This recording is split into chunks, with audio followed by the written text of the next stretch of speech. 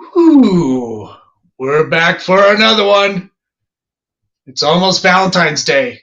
Better make your plans.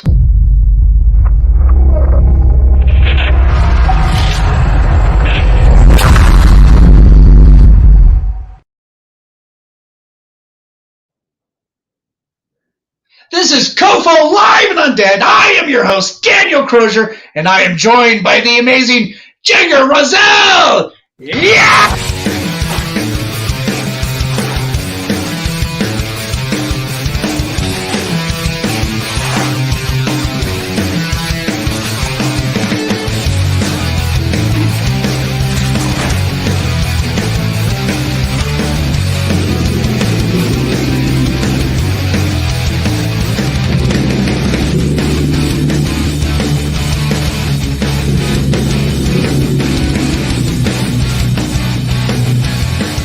Something on my face.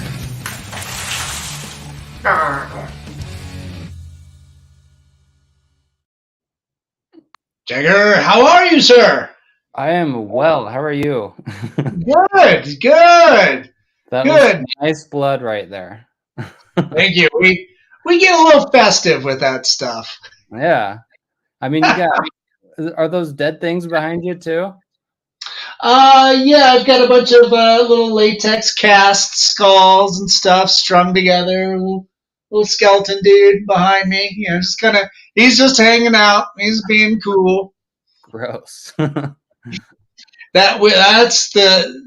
is definitely the response we enjoy.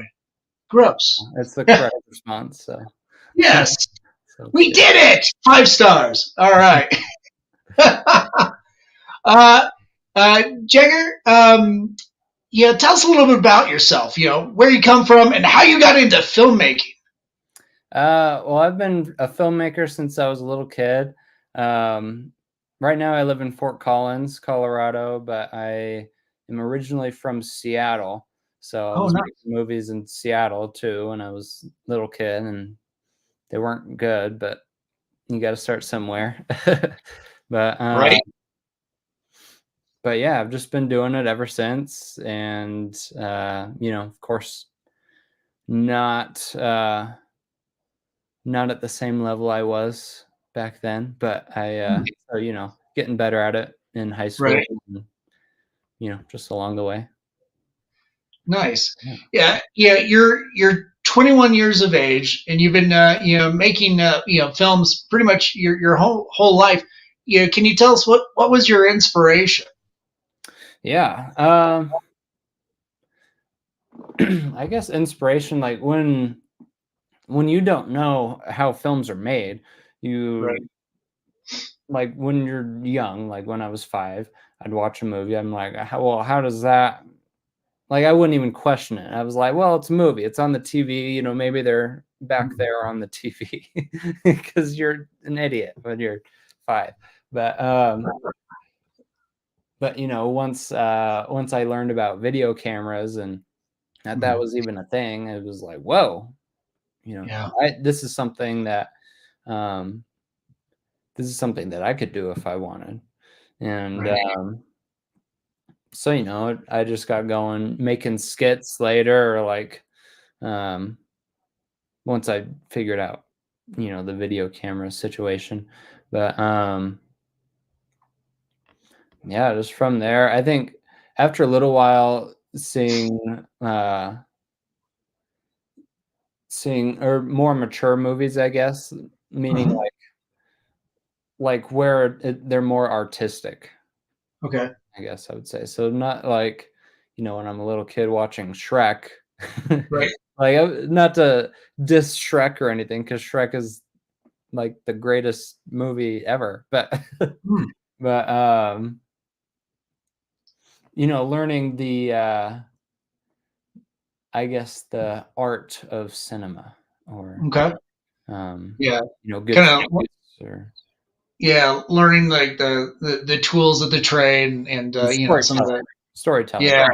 The storytelling. Good, nice. You came out here to Colorado when you were in high school? No, when I was like 11, my family moved here. Oh, okay. All So I right. was a little kid, just going into middle school. Um, Nice.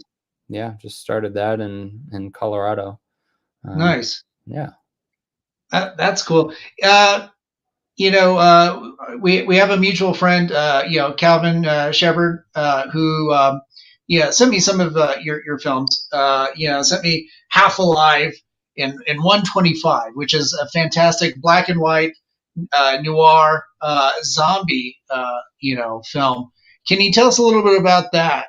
I thought it was absolutely fun and entertaining, and in ways that noir doesn't always isn't always that fun and Yeah, entertaining. no, it's kind of boring. Yeah, it can be. It can It's a be. boring Yeah. genre. I mean, it's cool, but the aesthetic is cooler than Right. than the content. I is how I would put it, I guess. Um, Right. well, yeah, it was actually Half Alive was based off of an episode of The Twilight Zone. Um, it Nice. and I really love The Twilight Zone, um, but it was based off of an episode, or I guess you could say an homage to it or influenced by Mhm. it. But it was an episode that I really didn't like. Okay. Simply because it was, because noir can be kind of a boring topic, I guess. But so it was Right. about that episode was about like this criminal up in his hotel room, and he's waiting for his next task. And that was the episode of The Twilight Zone. And I just didn't like it. I thought it was like it was kind of slow, and the guy was just talking to himself the entire time. I was like, well, like I really like that as like a base concept. A guy's up in his hotel room, and the whole thing just takes place in one room, and that Yeah. just seemed like an interesting idea to me. Um, but I was like, well, wouldn't it be interesting? Wouldn't it be more interesting if there was a dead body that he was babysitting? Right. Wouldn't that make it more interesting? Or um, he just had to look after a dead body. But meanwhile, he's just this paranoid guy who is, all these things are going on outside of his hotel room and you just think that, oh, he's just a paranoid dude. He's not a very reliable source, but the apocalypse is going on, and Yep. and the dead body that he's babysitting is a literal zombie. And I mean, you can imagine uh he would be paranoid about that as well, or he wouldn't like that. Right. Yeah, that seems like that would lead to a lot of problems. With everything going on outside, sure, but Mhm. you've got your immediate problems that are a little bit more cumbersome. It Well, the seems. film builds to that too, like, or Yeah. part of it is like um Kind of building that tension. sort of, well, it starts out in the middle of the story too. Like, we don't, True. like, when we're in the or at the beginning of Half Alive, you don't see, how this character got to where he is. We Right. don't we as the audience, or the audience just has no idea where they are or what's going on. They're just Right. kind of dropped in the middle of this hotel room where they got to figure out what's going on with context clues. Um, Yeah. and we don't know there's an apocalypse going on. We don't, or the character doesn't know that. Um, what the audience is trying to figure out what the uh, what Frankie, the main character, is waiting for. He's waiting for a call from his boss. We're trying to figure out what he's waiting for, what's going on. Um, but we end up at the very end, we find out more than what Frankie even knows. So, so we see more than what he, um, than what he knows and what he's curious about. So we go from not knowing anything to then knowing more than even the character. And that's just kind of where that's just its own little chapter as a short film. There's more going on, but that's the short. Yeah. Yeah, it's incredibly well done. The when did you produce that? That was like, I think that was like 2022. Okay. For maybe like 6 months. I don't remember off the top of my head. That was a couple projects ago. Okay, great. But yeah, it Yeah. was in 2022. Just working on it while I was I'm a video producer now, full time. Right. And that's my current Cool. job. But while I was working on Half Alive, I was working at a pizza place, and Oh, okay.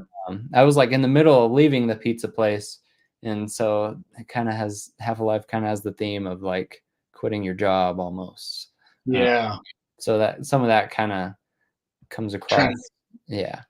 Yeah, that's cool. It does translate into that. So it sounds like it's kind of also a little bit of a has tones of a personal project, kind of reflecting your own individual life. Oh, kinda. I mean, I think that's just what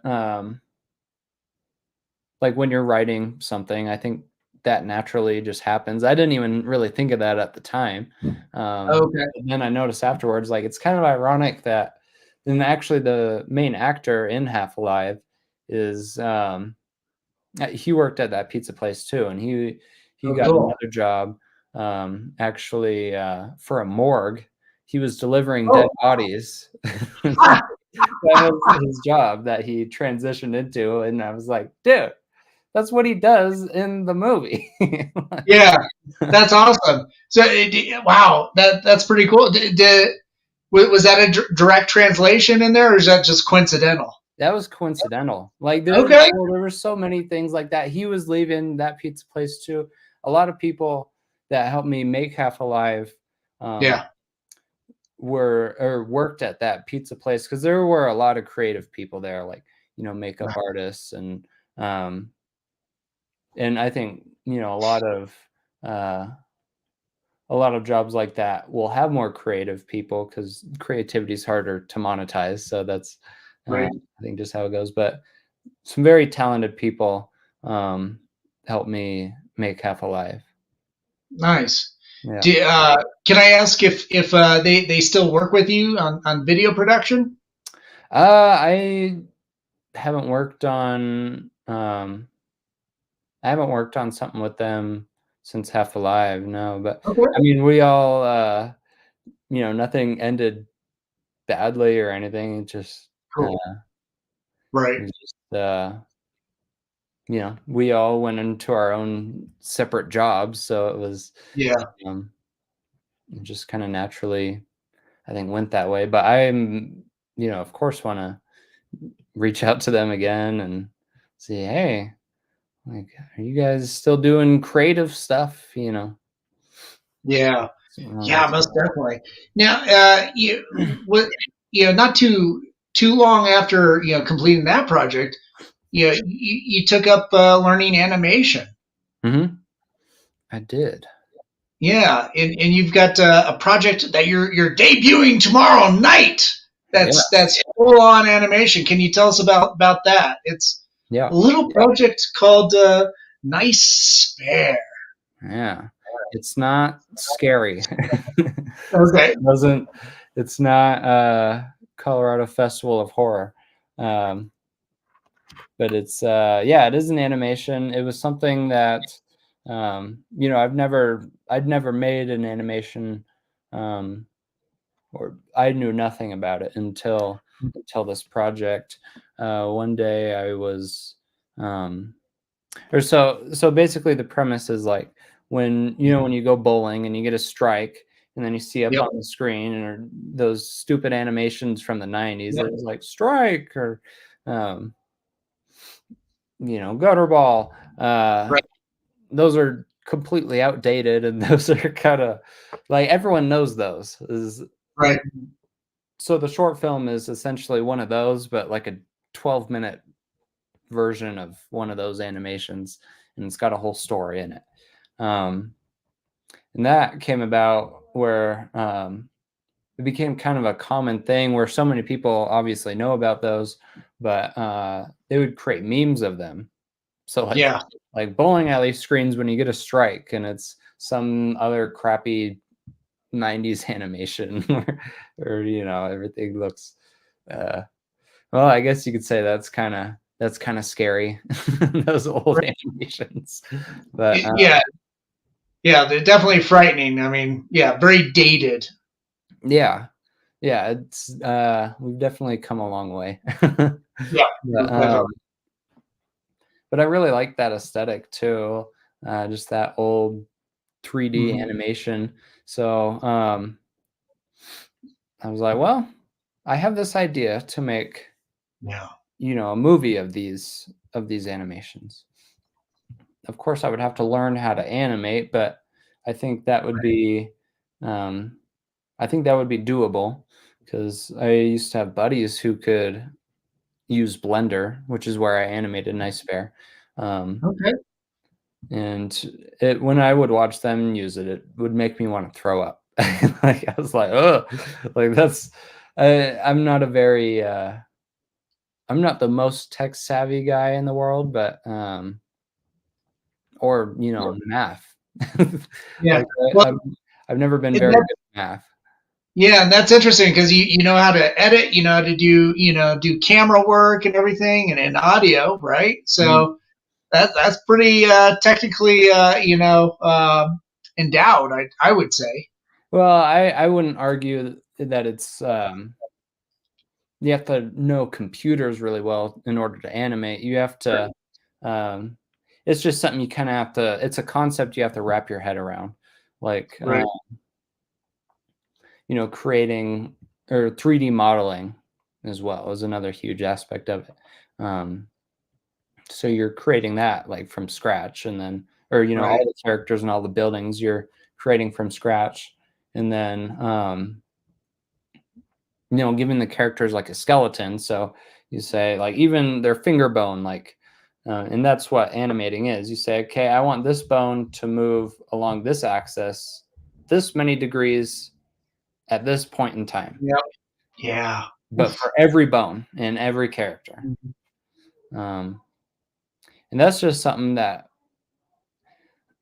like you just learn it after a while. Like I learned the basics on YouTube, and then I was like, okay, I could take it from here, and then I'd do something for like 5 minutes, and then I'd be like, oh, I can't take it from here. Oh no. So then go to the internet again, and Yeah. Wow. Man, that's amazing. So you really kind of taught yourself just start with from tutorials. pretty much, yeah, Wow. pretty much, That, man, that's cool. So no classes, just yourself and YouTube. pretty much, yeah. Um, I would start out with YouTube, and then like I said, just uh well, when you're also, with YouTube, you learn the right terms. So when you do come up um, with a problem, or you do come across a problem where um, you need to get something figured out, you know what to search. So you go to YouTube again, and you're like, oh, well, how do I use this to get this? Yeah, yeah. Wow, that's amazing. Now, with the story that you're conveying with nice spare, what is it about? Yeah, so it's about a bowling ball who's kind of a wuss. He's like a wimpy Okay. bowling ball. Um, and he's in a world of well, so okay, hold on, let me take a step back. So Sure. No worries. when I was when I was learning to animate and trying to come up with a story and who these characters were, Mhm. like obviously when you're animating, uh in an animate object, Yeah. you have to consider what that object does and what it was created for and how it was, how it's used today. And you have to consider all those things into the character itself. So, this whole bowling animation world, like, because I created the world that these characters live in, it's it's very much like like they have a whole political system and everything, and it Ooh.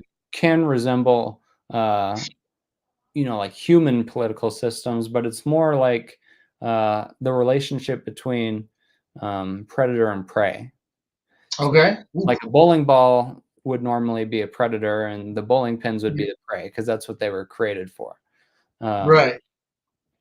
and so that's their relationship with each other, um, usually. So a bowling ball would have an upper hand, like in a fight against a bowling pin. Okay. Um, but so that's kind of their political system, and so obviously they don't like each other. Like Right. Right. that's It's like cat and mouse. You yeah, know. yeah, pretty Yeah.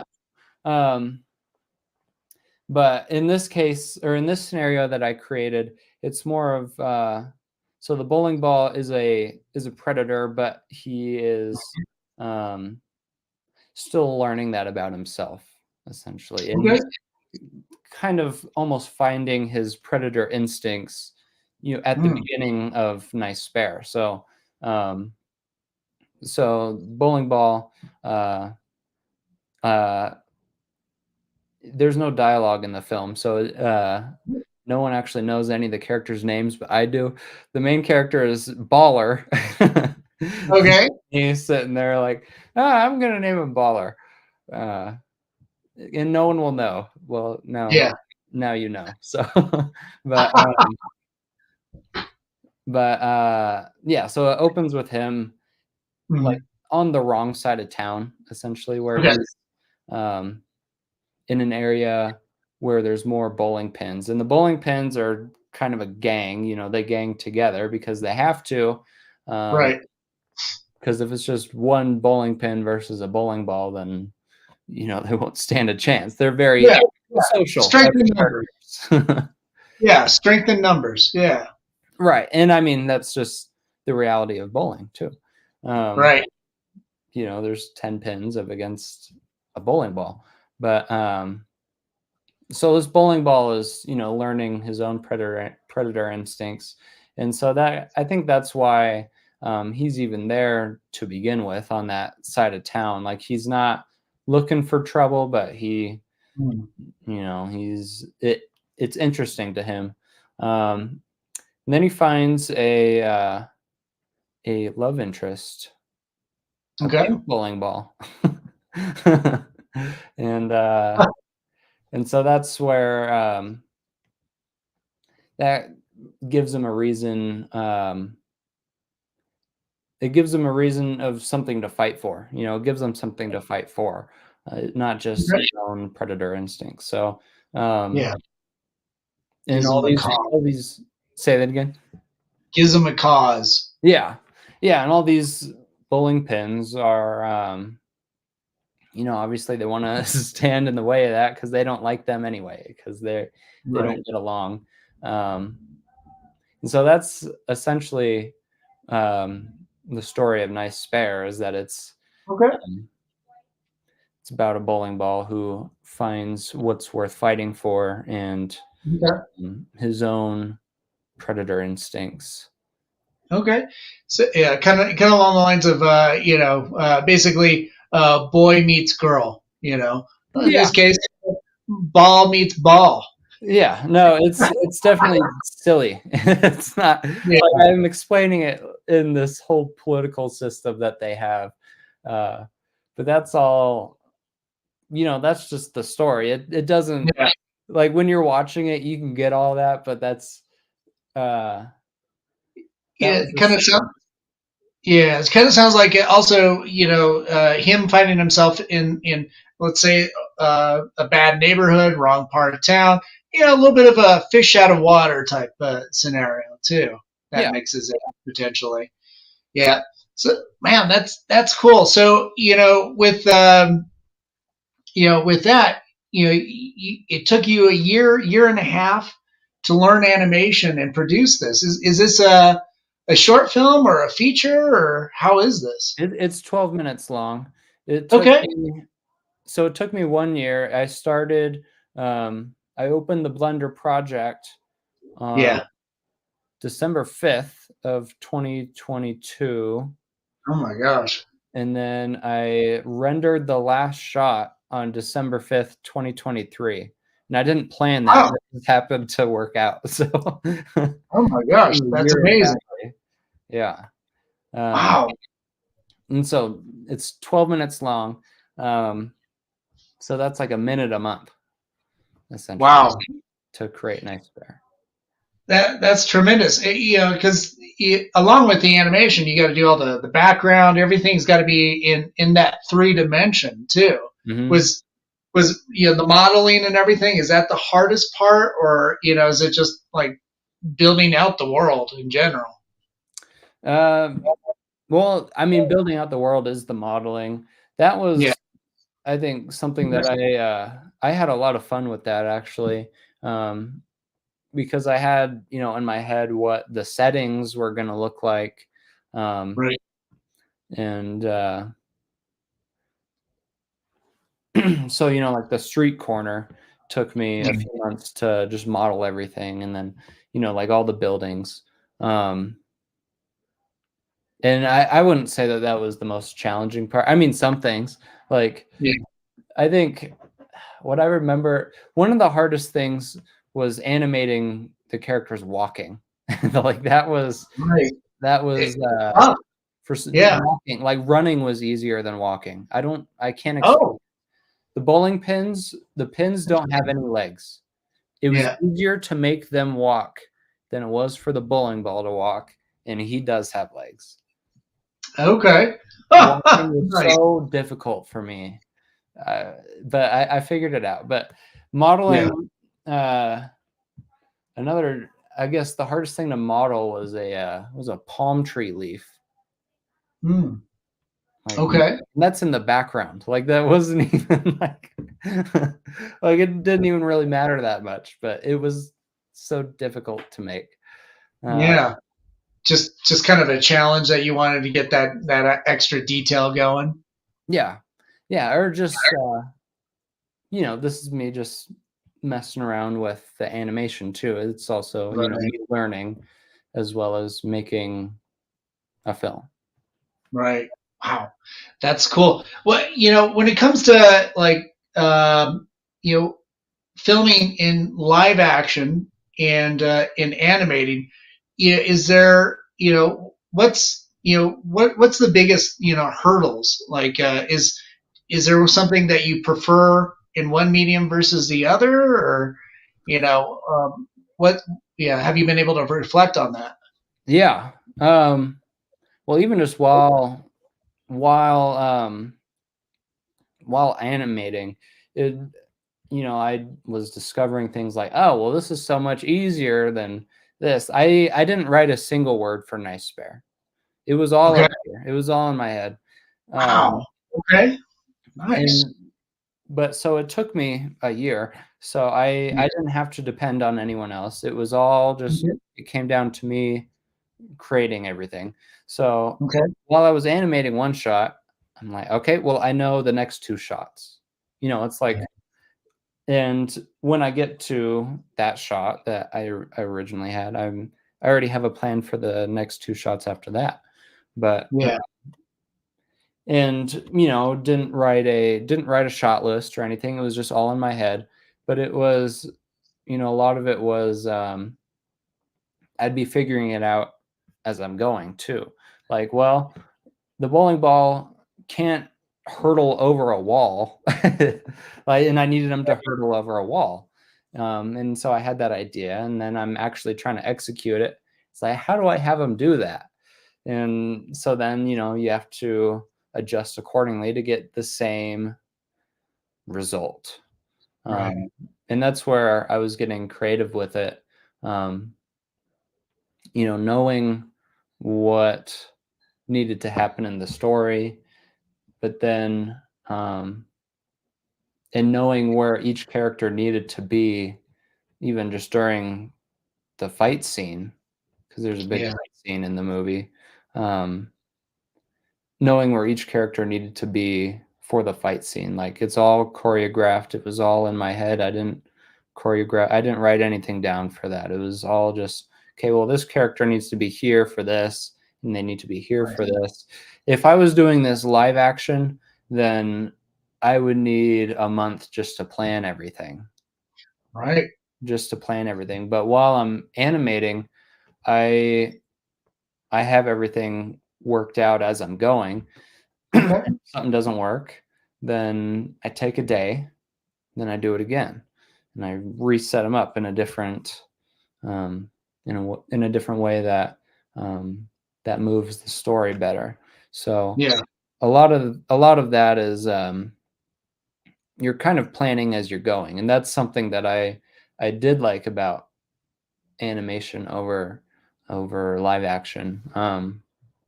As well as you don't have to rely on anyone. But the other thing is you have unlimited resources when you're animating. Like I, as an independent filmmaker, don't have all of the materials in the world, Right. Like I have, lights and camera and all these props, but there comes a limit to what I can do in live action.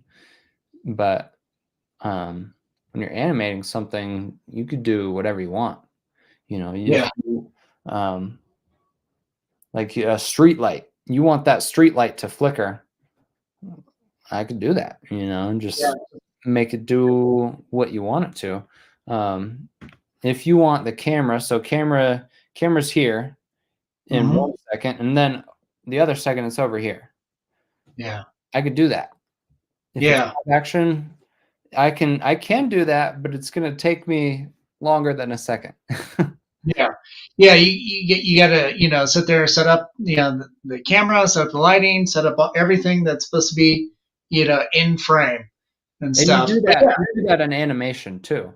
You set everything the way you like it, but you have unlimited resources. You could do whatever you want. You can have the camera move up all crazy, or go in a circle, and I could do that live action, but sometimes for that you might need a big crane or to make it physical.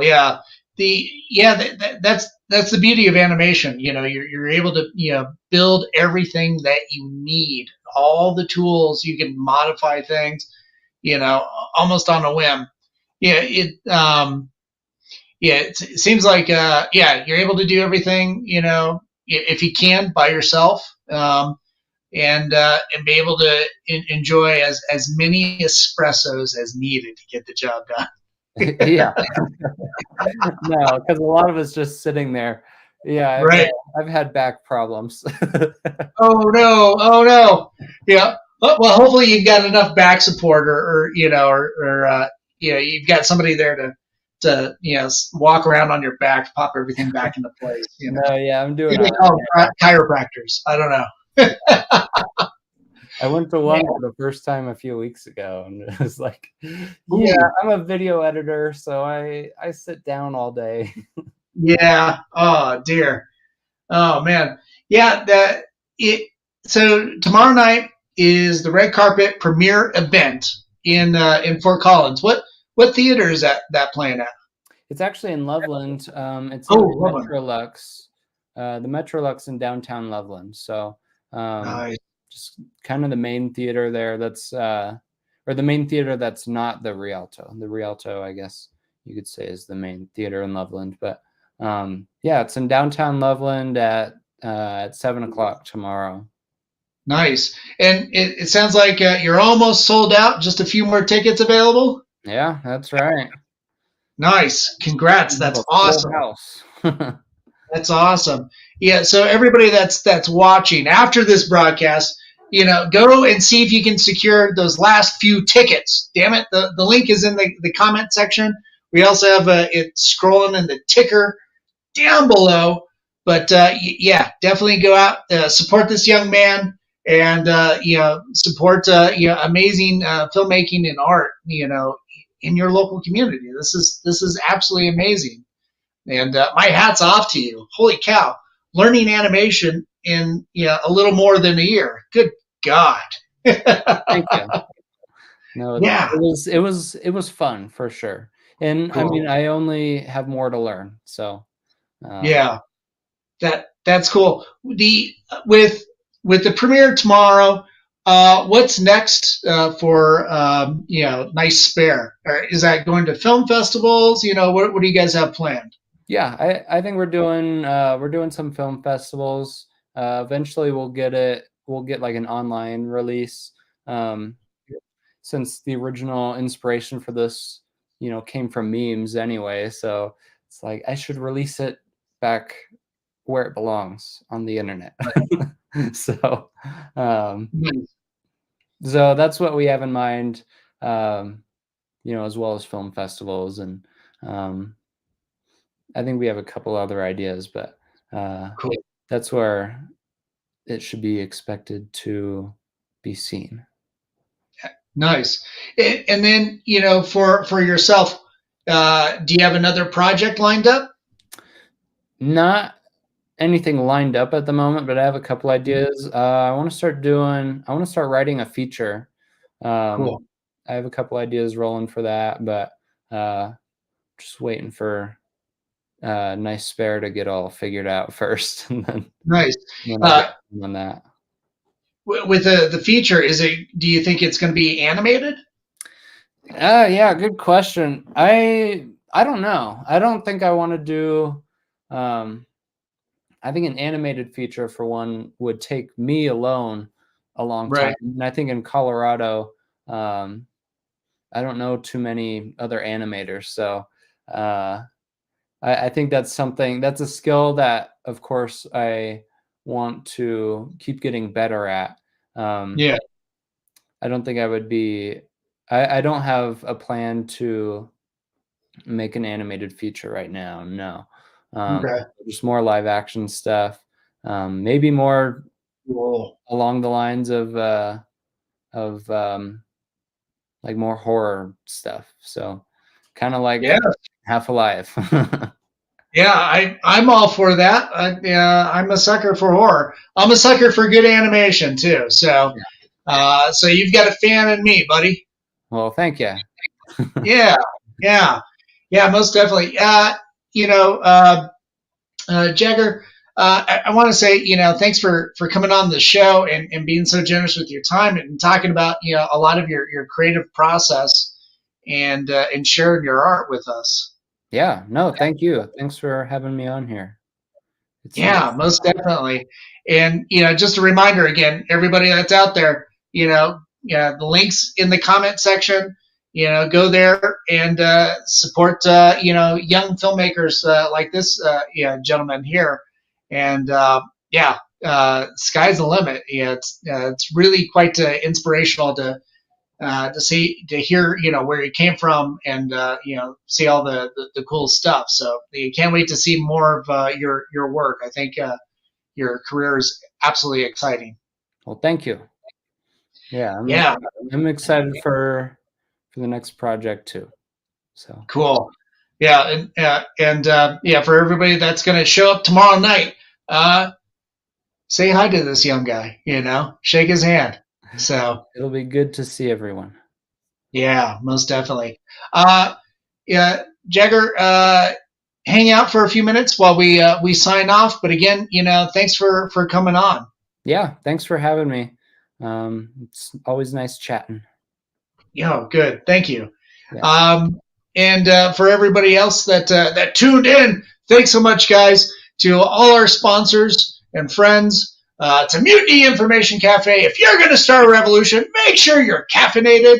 And of course, our friends at Hellfire Entertainment. Thanks for rebroadcasting this on your social media. To Groovy TV, of course, And to Angela Joseph Productions, thanks so much for supporting us. And of course, my producers, Stefan Santa Cruz and Amanda Armstrong, thanks so much, guys. And to everybody that tuned in, thanks so much. Have a good night. Be good, be kind, help each other out during tough times, and stay spooky, everybody. We'll see you next week. Until then,